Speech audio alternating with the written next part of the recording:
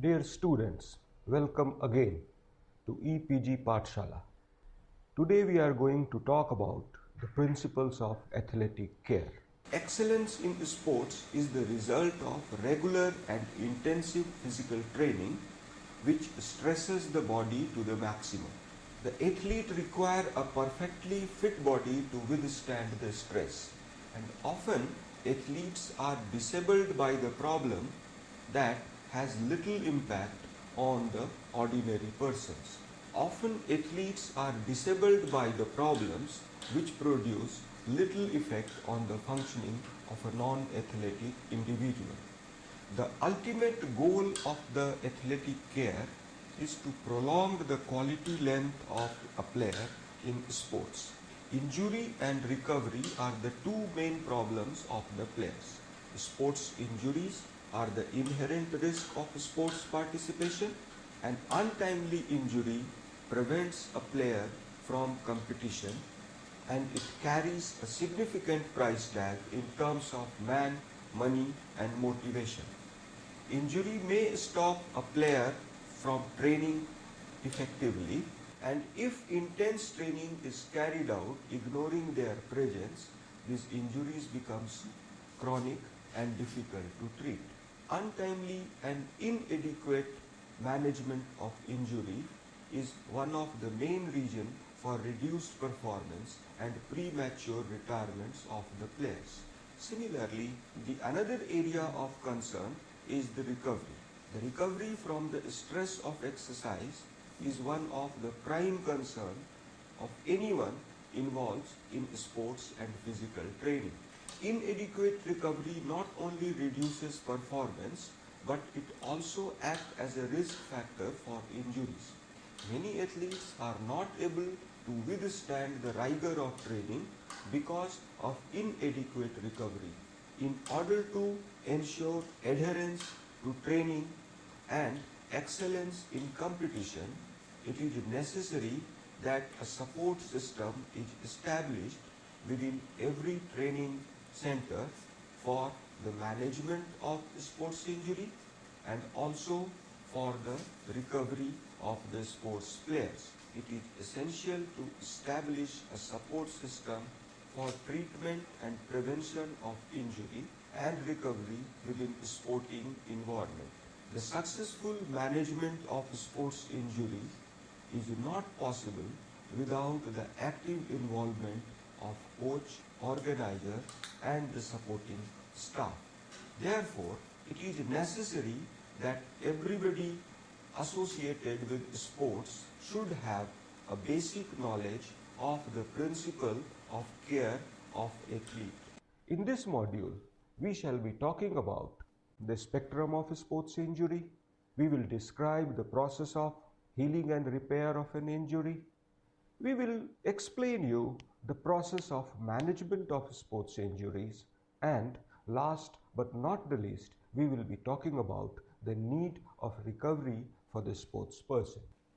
Excellence in sports requires a perfect body to withstand the stress of regular and intensive training. And often the athletes are disabled by the problems which has little effect on the functioning of a non-athletic individual. For example, if me, a professor, he develops tendinitis of biceps muscle, it may not affect my functioning very much. But at the same time, if the same bicipital tendinitis happens to a thrower, he may not be able to participate in the competition. The care of athlete should focus on all those small problems which may retard the competition and the training rigor of the player.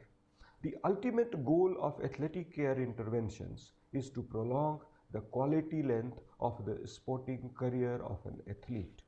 In general, we can come across two problems of an athlete. One is injury and the second one is recovery. Injuries are the inherent risk of sports participation. There would be hardly any player who had not sustained any injury in their athletic career. But these injuries, they often carry a significant price tag in terms of man, money and motivation. Untimely injury may prevent a player from participating in the competition, and many a time a devastating injury has the potential to end the career of the player prematurely. The another aspect of the athletic care revolves around recovery. During training and competition, the enormous amount of stress is applied to the body. The recovery from that stress is extremely necessary, not only for the prevention of injury but also for the excellence in the next round of performance. Inadequate recovery, it reduces the performance and often act as a source of injuries. Untimely and inadequate management of athletic problems has the potential to prematurely end the career of a player. In my opinion, this is one of the major reasons for the reduced talent pool of the country. Therefore, everybody who deals with the sports, be it a player, be it a coach, be it organizer, they should also know the principles of management of the sporting. Although the prime responsibility of managing the sports injury lies with the doctors and physiotherapists, everybody dealing with the sporting activity must have a basic understanding of the process of athletic care so that a suitable help can be rendered to the player in a time-bound manner. In this module, we will first discuss about the process of injury and the principle of its management. In the later part of this module, we shall talk about the recovery and the methods of promoting faster recovery in a tired athlete. Sports injury is the result of excessive mechanical force. We can define sports injury as the disruption of the continuity of the structure, which may be gross or which may be microscopic. The sports injury mostly affect the locomotor system of the body, and often the ligament, tendon, muscle, capsule and other soft tissues are involved. On the basis of mechanism of injury, we can classify the sports injuries into two major groups: acute injuries and overuse injuries. Acute injuries result from blunt trauma or a sudden overload. They produce instantaneous disruption of the tissue. On the other hand, overuse injuries are the culmination of multiple microtrauma resulting from repetition of a particular movement pattern without adequate recovery. Acute injuries can be broadly divided into two groups: minor acute injuries and major acute injuries. The minor acute injuries such as sprain, strain, contusion, abrasion, lacerations are quite common. These injuries, they produced minor discomfort, but they disrupt the training schedule of a player. The incidence of major acute injuries such as fracture, dislocation and the major ligament rupture, neurological damage or injuries to the vital organs such as eyes, intestine, brain are fortunately quite few. But when these injuries take place, they significantly curtail a person's involvement in the sports. Many a time, a sports injury has forced the permanent retirement from the sports. Overuse injuries such as tennis elbow, swimmer's elbow, etc. are the culmination of microtrauma resulting from repetition of a particular movement pattern without adequate recovery. These injuries develop slowly and in the initial stages do not produce as much disability as the acute injuries. However, these injuries progress over the time and are the main cause of the inconsistent performance of the player. On the basis of severity, acute injuries can be divided into following three grades: first degree injury, second degree injury and third degree injury. First degree or mild injury produces microscopic damage to the tissue with no loss of continuity. That means the tissue is virtually intact, but there is damage to some fiber of the tissue. There is a minimal swelling and bruising, but pain is felt at the end of the range of movement or stretch or on the contraction of muscle. There is no joint instability, muscle spasm is minimal, and characteristically there is no loss of function. The second degree injury is characterized by macroscopic damage to some fibers of tissue that produce structural weakness. There is a moderate swelling and bruising with moderate pain felt on any movement which interferes with the ability of muscle to contract or lengthen. In case of ligament injury, there may be now some joint instability. These injuries, they typically produce loss of function, means they put a hindrance to the performance of the athletic maneuvers. The third degree injury refers to a complete tear of the injured structure, and it is characterized by significant swelling, intense pain, profound muscle spasm, and severe loss of function. The presence of gross instability indicates the third degree ligament injury, whereas inability to exert force indicate the third degree muscle injury. Now we shall talk about the pathophysiology of an injury. Before we talk about the management of a sports injury, it is important to understand what happens in the body once it gets injured. When the body sustains an injury, it undergoes a systematic process at the site of injury that attempts to heal the area. And injury is basically a gap in the tissue, and during the process of repair, the body attempts to bridge the gap either by the same tissue or by some non-specific connective tissue. When we talk about the healing, we refer to a process in which the body attempts to restore the anatomic continuity of a structure by laying down new tissues to bridge the gap. The biological processes related to injury and healing are strikingly similar, irrespective of the type of tissue. That means the same pathological process will operate if there is a ligament injury, the same process will operate in case of muscle injury, and also the same process will operate in case of the skin injury. That makes the task of understanding the process of repair of an injury a bit easier. Every injury passes through the following three distinct but overlapping phases: the phase of acute inflammation, phase of repair, and the phase of remodeling. The first stage is acute inflammation that lasts for about 48 to 72 hours. Thereafter, the process of regeneration and repair takes place, which takes about, depending upon the type of injury, somewhere between 7 days to 21 days or 6 weeks. The third stage of remodeling, it continues for a pretty long period of time. Now we shall discuss each of these processes of healing and repair.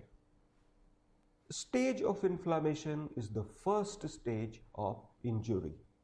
Acute inflammation is the response of living vascular tissue to injury, and it gives rise to the clinical symptoms of swelling, pain, redness, heat, and loss of function. The purpose of inflammation is to contain the initial damage, remove the debris and dead cells from the site of injury, and prepare the ground for the damaged area. If there would be no inflammation, there would be no repair. So inflammation is essential for repair, but it is always in excess. The injury is associated with the death of cell and the rupture of capillaries. The blood vessels of the injured areas dilate, and that increase the blood flow to the area, and this brings increasing number of white cells to the field of injury. The WBC, along with the dead and injured cells, release several chemical substances. These substances increases the permeability of blood vessels that allow the seepage of protein-rich fluid and blood cells to move into the tissue space and cause the swelling of the part. The swelling compresses the blood vessels and nerve ending of the area and give rise to pain and ischemia of the non-injured cells. Ischemia is the loss of blood supply. The non-injured cells are also damaged due to the action of white blood cells when they begin the process of removal of dead cell. The net result of inflammation is to increase in the extent of damage. Hypothetically, if 10 cells are damaged during the initial injury, then within the next 24 to 48 hours, the number of damaged cells would increase to 100, principally because of the acute inflammation process. The another problem with acute inflammation is the leakage of protein-rich fluid. That protein-rich fluid we call in medical terminology exudate. So this exudate has the tendency to coagulate, and if it is not removed in time, it consolidates and it binds the tissue to each other. This produces the painful adhesion in the later stage of healing and repair.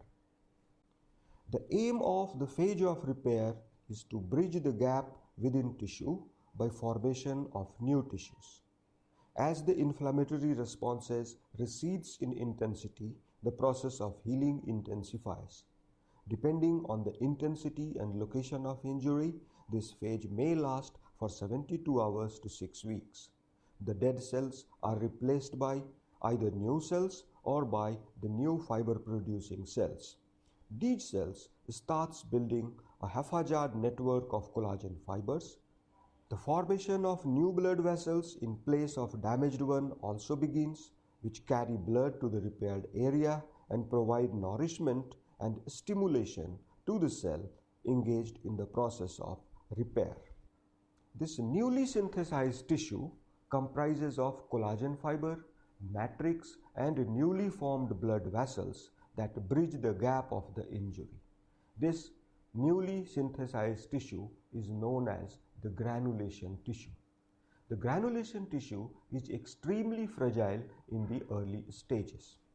Over the next few days, the number of collagen fibers increase and the collagen fiber begins to align themselves in some pattern that resembles somewhat to the pattern of the original tissue.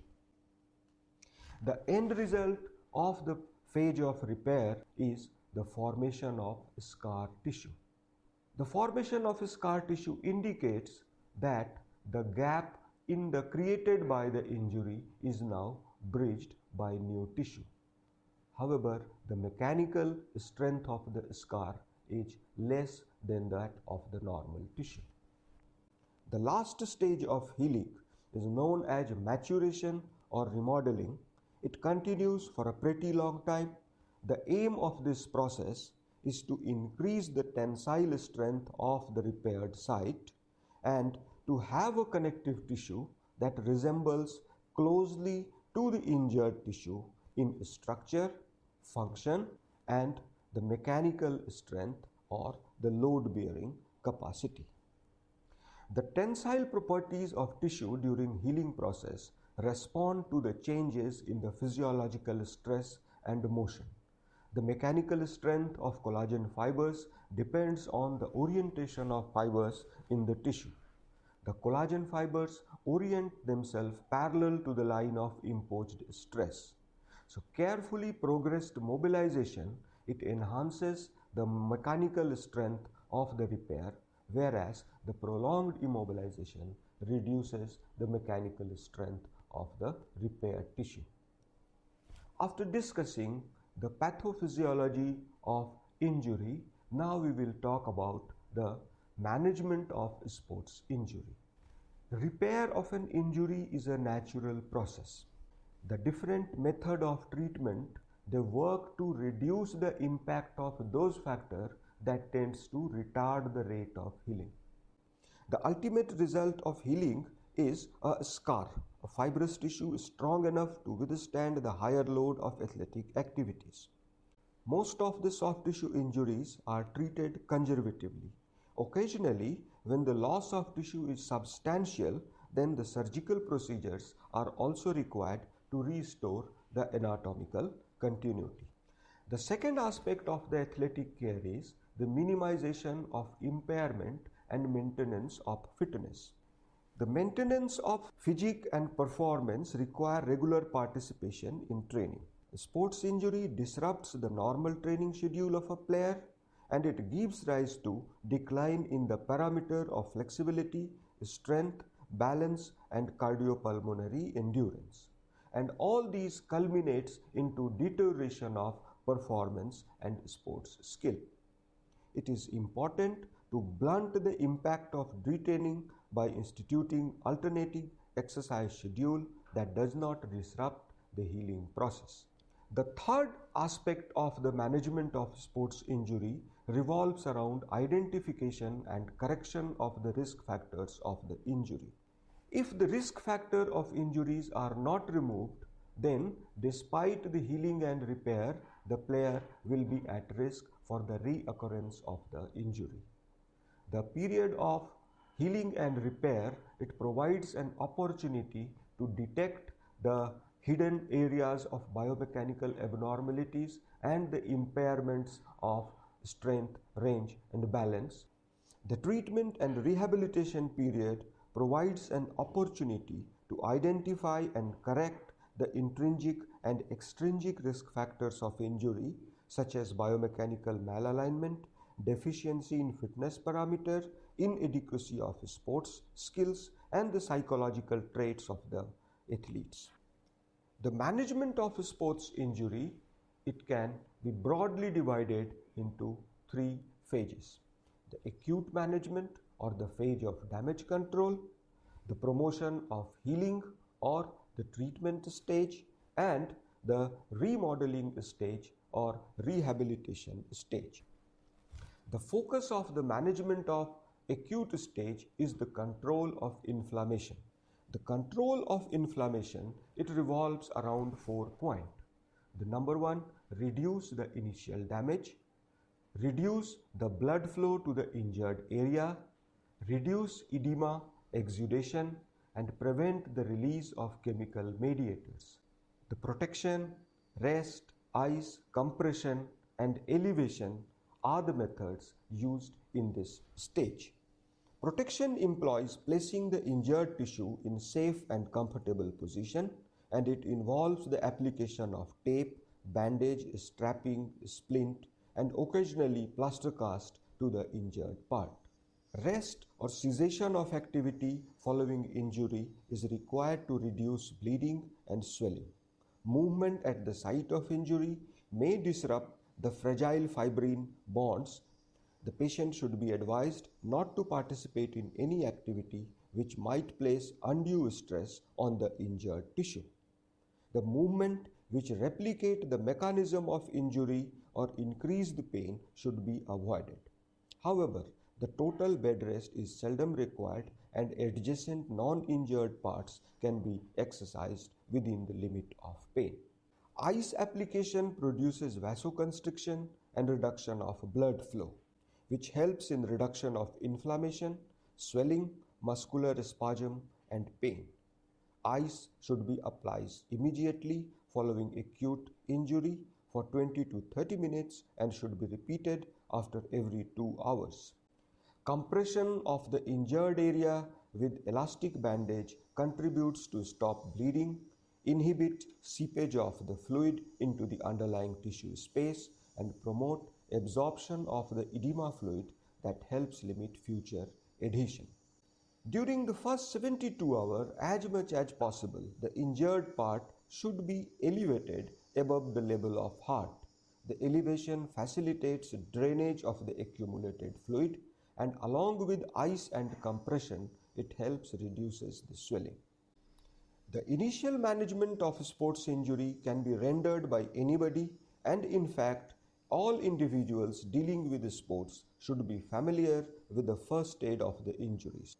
In addition to price regime, A variety of non-steroidal anti-inflammatory drugs and electrotherapeutic modalities are also used by clinicians to reduce inflammation and offer comfort. But anything that increases the blood flow to the part and put the injured tissue to further stress should be avoided at all cost. Heat, alcohol, running, massage have no place in the management of acute injuries as they produce dilatation of blood vessel and they increase the extent of the injury.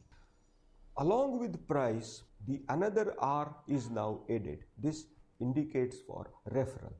Whenever the acute injury is associated with immediate gross swelling, deformity, severe loss of function and loss of pulse, then the player should be referred immediately to a nearby hospitals because these signs they indicate a serious injury which cannot be managed on the field and the immediate medical attention should be given to the player. The facilitation of repair phase is the time period when the actual biological repair of the injured tissue takes place. In about 80% of injuries, the natural biological repair takes place and the conservative management in the form of physiotherapy modalities and exercises can bring about complete resolution of the symptom. In only about 20% injuries, the skilled surgical intervention is required for restoring the integrity of the damaged tissue. The treatment objective of this phase are to protect the healing tissue, increase the blood flow, enhance removal of debris, prevent consolidation of swelling, and to stimulate the rate of collagen synthesis. Heat and increased blood flow is now desired as it brings more blood cells to the area and accelerate the cellular activity. The protection of the injured part should continue, though complete immobilization should be avoided. The complete immobilization of the part gives rise to joint stiffness, muscle atrophy, weakness, poor nutrition to the joint cartilage, which leads to the degeneration of the cartilage and the joint structure. In this stage, heat and increased blood flow is desired as it brings more blood cells to the area and accelerate the cellular activities. Protection of the injured part should continue, though complete immobilization should be avoided. Complete immobilization of the part gives rise to joint stiffness, muscle atrophy, muscle weakness, poor nutrition to the joint cartilage leading to degeneration. Therefore, only movements in a direction that would cause excessive stress on the injured structure should be restricted by advice or by the use of tape or brace. The movements of non-injured areas and those movements of injured part that does not stress the injured site should be encouraged and exploited for maintaining the different aspects of fitness. This approach is called protected mobilization, which minimizes the negative effects of complete immobilization. The movement of non-injured areas and those movement of injured parts that does not stress the injured site should be encouraged and exploited for maintaining the different aspects of fitness. The treatment method employed in this stage can be grouped under the four broad headings: manual therapy, electrotherapy, exercise therapy, and patient education. Manual therapy methods like joint mobilization, soft tissue mobilization seek to restore the mobility of the injured area by preventing and mobilizing the adhesion. Whereas the various electrotherapy modalities like ultrasound, shortwave diathermy, microwave diathermy, various electrical stimulation currents are used for facilitating the biological repair and smoothing the process of range and strength restoration.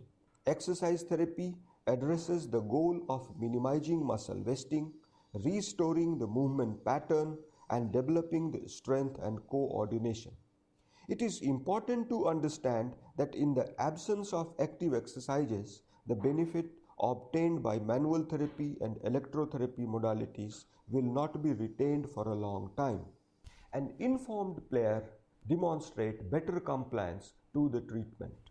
Therefore, re-educating the player on the importance of prevention of injury, causes of sports injury, need for restructuring of the training schedule should constitute an active part of the management process in the repair stage.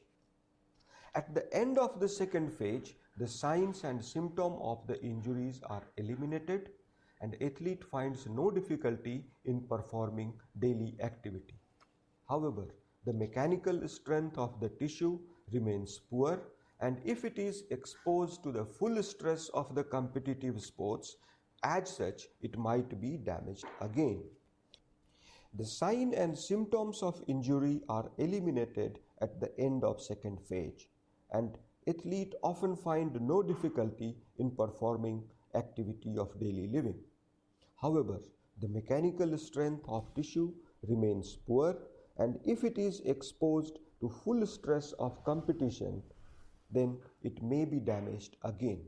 Therefore, it is important to increase the mechanical strength of the repaired tissue by gradually exposing it to the higher training load.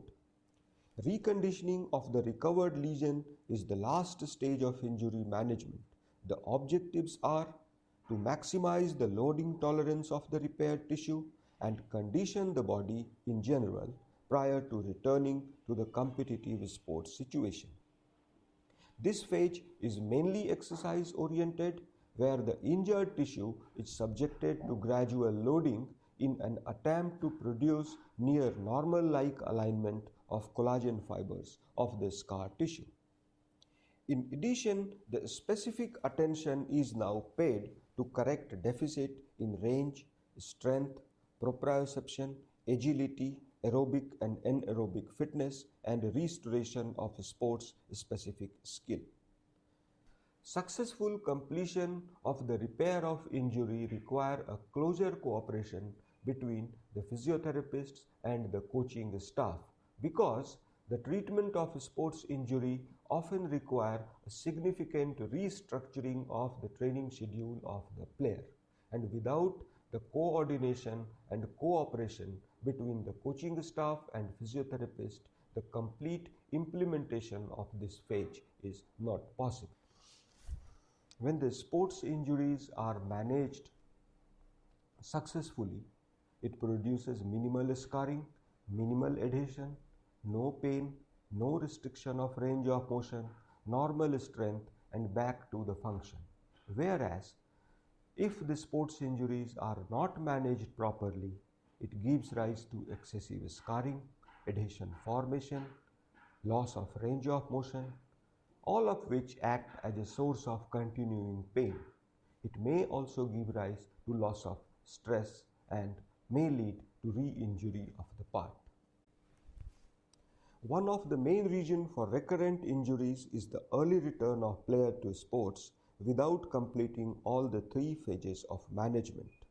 Return to full sporting activity depends on the realization of some criteria. There should be pain-free full range of movement of the joint, no swelling, the muscular strength and endurance should be adequate, the player should have good flexibility and a good static and dynamic balance, the cardiopulmonary endurance should be adequate enough to meet the demand of the game, and the skills of the sports must be restored to the effective level. More importantly is the lapse of the time constraint for healing. Besides injury, the another area that concerns the player is the recovery. Many times we hear that player consumes lot of substances in order to facilitate the recovery. Many a time the rigor of training is such that player finds difficulty in withstanding it. Recovery from the exertion of exercise is one of the prime concerns of every professional group dealing with physical exercise. After exhaustive physical task, the ability to repeat the same performance reduces, and a number of unpleasant experiences like soreness, breathlessness, reduced drive, etc. are felt. Excessive volume of intense training and competition, particularly with minimal recovery time, can place great physiological constraint on the musculoskeletal system. These may culminate into overtraining syndrome at the systemic level and overuse injuries at the local level. Therefore, the recovery from the stress of the exercise is of paramount importance. The objectives of recovery are restoration of function, restoration of the capacity of neuromuscular system, tissue repair, resolution of muscle soreness, psychological recovery, and replenishment of nutritional energy reserves. A number of methods are employed to expedite the recoveries. These methods, they range from psychological techniques, nutritional supplementation, and application of physical agents and specific exercise. The physical procedures for speeding recovery from exercise can be grouped under two broad categories: active recovery and passive recovery. The practice of performing low-intensity aerobic exercise after a high-intensity exhaustive exercise is known as active recovery. In passive recovery, the engagement in physical activity is discouraged. The modification of passive recovery includes massage, cold shower, specific body positioning, sauna bath, hydrotherapy, etc. Both categories of recoveries has their own advantage and disadvantages. The three claimed main advantages of active recovery are maintained muscle pumping and prevention of venous pooling, faster removal of lactate accumulated during intense exercise, and the improvement of subsequent performance. However, concerns have also been expressed on the efficacy of active recovery in facilitating the recovery as a whole. Many researchers of late have started considering active recovery disadvantageous as it further stresses the cardiovascular system and affects the resynthesis of energy reserve, apart from increasing core body temperature in tropical climate. The passive recovery, on the other hand, has been shown to result in greater amount of muscle glycogen synthesis. The methods of promoting psychological recovery and nutritional recovery can also be administered effectively during the passive recovery. Irrespective of the type of recovery methods, every player must be provided with the opportunity to recovery either actively or by the use of passive procedures. The facility for treatment and rehabilitation of sports injury and recovery of athlete must be integrated in every training center. In summarizing the lectures, we can say that sports injury is a disruption of the musculoskeletal structure. The treatment of a sports injury, whether conservative or surgical, seeks to bridge the gap created by the injury. The healing of injury is a natural process that can pass through the three overlapping stages of inflammation, repair, and remodeling. Price is the standard treatment in the acute stage of injury.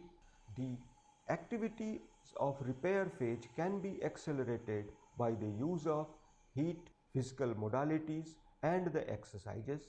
The third phase of injury repair is mainly exercise oriented, that seeks to correct the existing impairment and restore the form of the athlete prior to return to the normal play. The return to full competition requires restoration of range, strength, balance, agility, cardiopulmonary endurance, and the sports skill.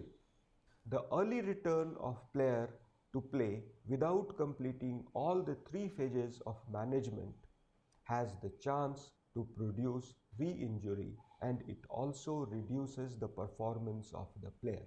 The athlete, after a strenuous training, must be provided with the opportunity for physical recovery. In order to ensure adherence to the regular training and excellence in the performance, it is necessary that a system of early identification of injuries and its management and a system of recovery must be integrated with every sporting facilities. Thank you.